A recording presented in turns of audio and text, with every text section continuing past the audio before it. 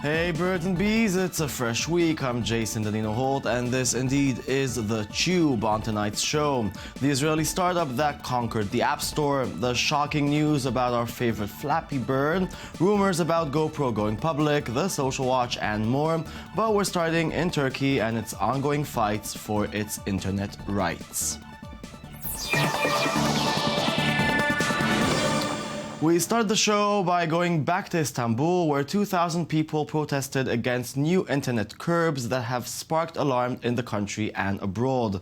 Large police forces with body armor and shields, shooting tear gas and backed up by armored water cannon trucks were deployed against the protesters at the infamous Taksim Square. Earlier in the day, the Prime Minister Erdogan rejected criticism of the new curbs passed on Wednesday by Parliament, saying these regulations do not impose any censorship at all on the internet. On the contrary, they make it safer and freer. Critics have said the new law is an attempt by Erdogan to stop evidence being seen online of high-level corruption. Fight for your rights, Turkey. We're behind you. Okay, if the iPad is, as Apple said, the best educational tool ever, how come we still don't know how to play the piano with our iPad? Well, that's about to change thanks to JoyTunes, an Israeli startup that wants to teach us how to rock like Amadeus. The company's first piano app, Piano Dustbuster, is aimed at the beginner players and has employed gamification to such effect that over 25 million songs have been played using the app in the last year, a number that is now growing by over 1 million songs per week. The company recently released a follow-up app, Piano Mania, aimed at practice for more experienced players that is seeing a similar response. The app quickly stepped up the ladder to become the #1 app in the educational category on the iStore. Here's a quick look at the app.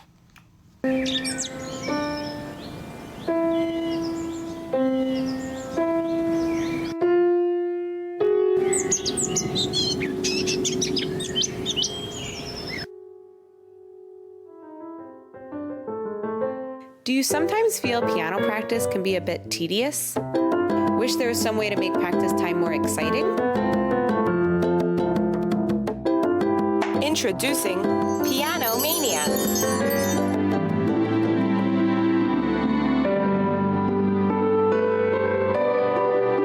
Play Piano Mania with your real piano. No wires required.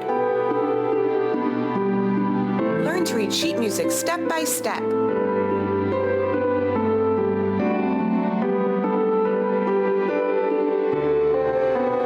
Learn to play with 2 hands.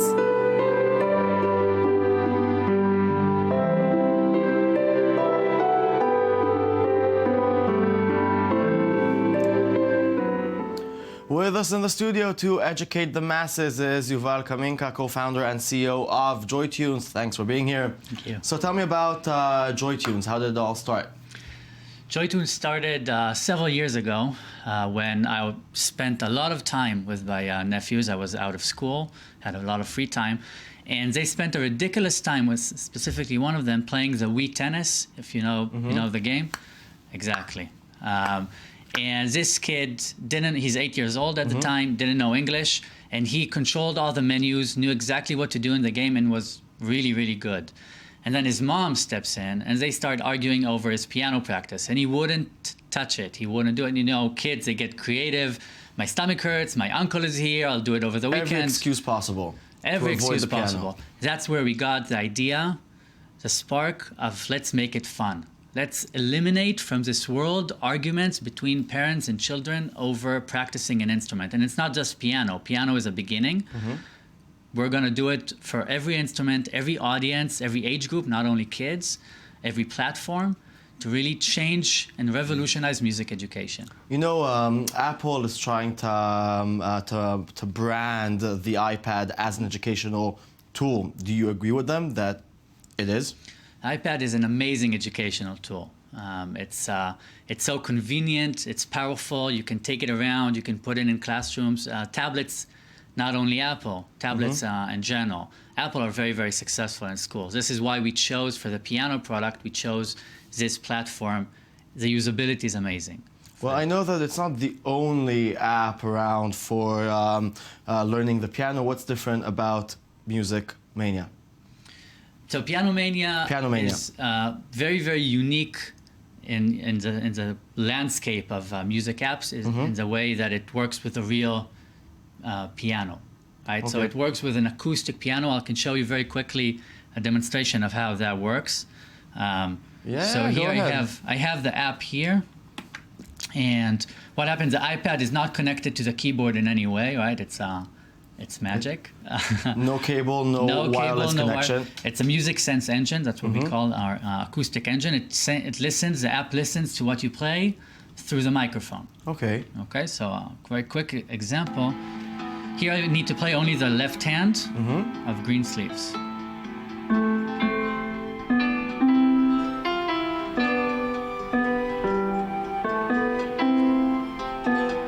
Right, if I miss notes, if I play wrong, and so on. So it's like Guitar Hero with a real instrument. It's like Guitar Hero with two main differences. The first is with real instruments, so a real guitar, a real piano, a real violin, saxophone, and so on. And the second is that it's constructed in a way that actually teaches you. We align the educational goals with that of the game, as opposed to Guitar Hero, which is only for fun. Okay, and what's the future for your company? We want to change the world. Change the world, okay. In a very humble way, but make a dent, let's say, in music education. We want to create a world where it's much easier to go into music. Right now, 8 out of 10 will drop out within the first year or two. So bring many more new musicians into this world across, like I said, all instruments, all audiences. Just make a world more musical.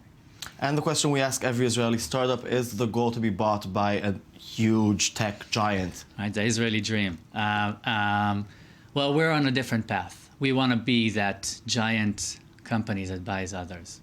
Okay, you go, different path. Good luck. Thank you.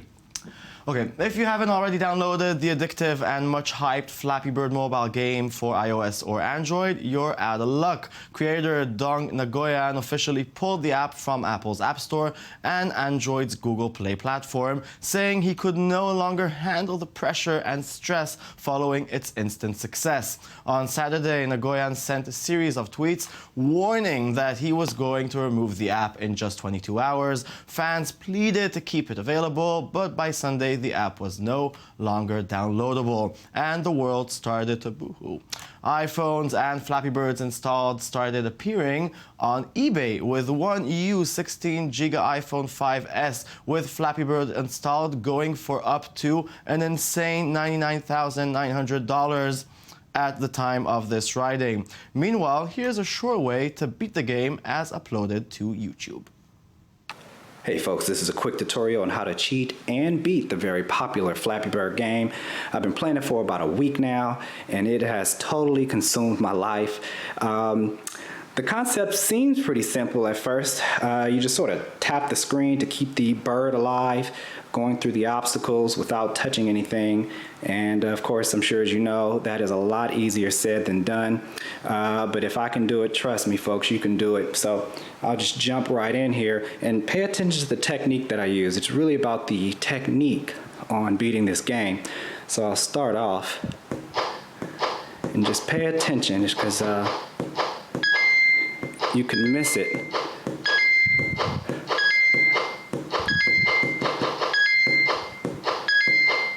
See right there?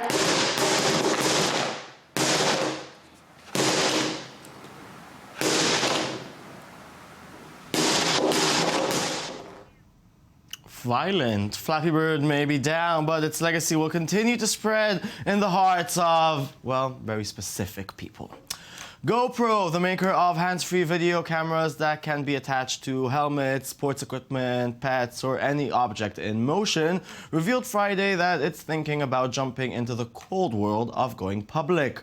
In a brief statement, the company said it had filed confidential IPO paperwork with the Securities and Exchange Commission, a way to gag investor interest without showing all its tricks to potential investors and competitors. The timing on the eve of the Winter Olympics is just right. GoPro's relatively low price, ease of use, and quality image have made it internet favorite and the real star behind many of the viral videos we've seen here in the last couple of years. I will think about investing in you, GoPro. Just give me a GoPro. Okay, so all the reporters covering the Sochi Olympics are looking to see if the crazy Russians will hack their computers and steal their information when they land in the city. For most security researchers, the games are seen as the most intensive short-term campaign of digital surveillance ever seen. Russian authorities are closely monitoring all web and phone traffic using a new version of their system upgraded specifically for the games. Rather than relying on sketchy open Wi-Fi from third parties, most visitors are treated to a high-speed network maintained by the Russian government, presumably monitored by the government. But as human rights activists say, this Olympics is not about only that. Take a look on what's really important in this event. I kissed a man to keep him from jumping off a ledge. It's harder, I embraced him. I understood his hopelessness. I can't be your savior. I'm too small. I'm still figuring out this thing called freedom. Freedom. Thing called freedom. Freedom. This thing called freedom. Freedom. Thing called freedom. Yes, remember, gay rights are human rights. Human rights. Okay, now to the social watch in a different tone. The most viral hit of the weekend has everything you need in a YouTube video. A squirrel, a nut, a hairy dog, and that's it. It's gold. I tell you, it's gold.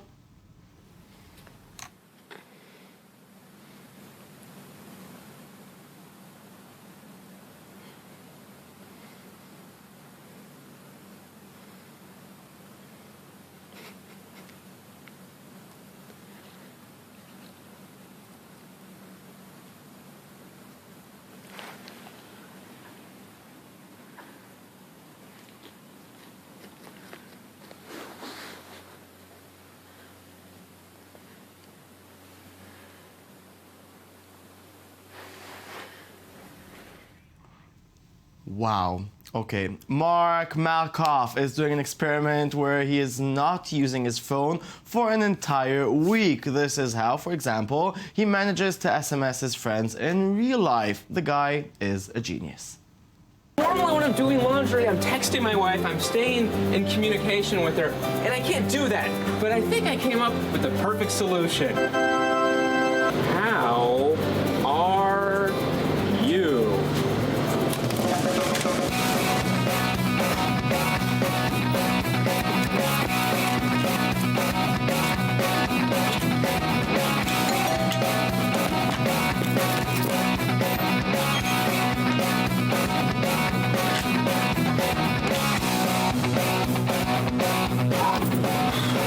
I wonder if she replied.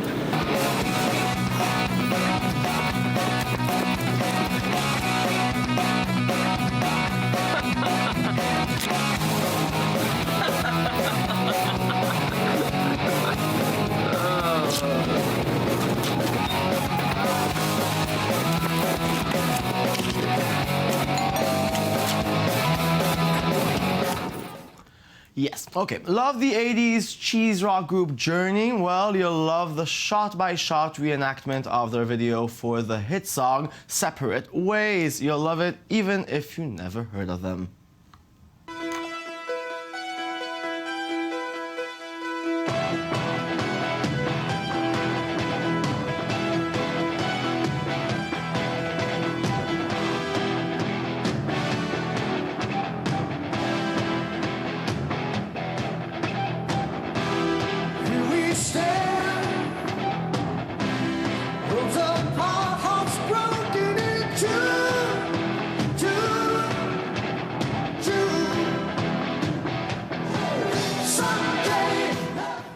The 80s, and that's it. Another show is over, another day is behind us, and as usual, we are left with this big hole in our souls. What to do? Oh, what to do? Well, log to our Twitter and our Tumblr. It's the Chew24, and always remember, the secret of getting ahead is getting started.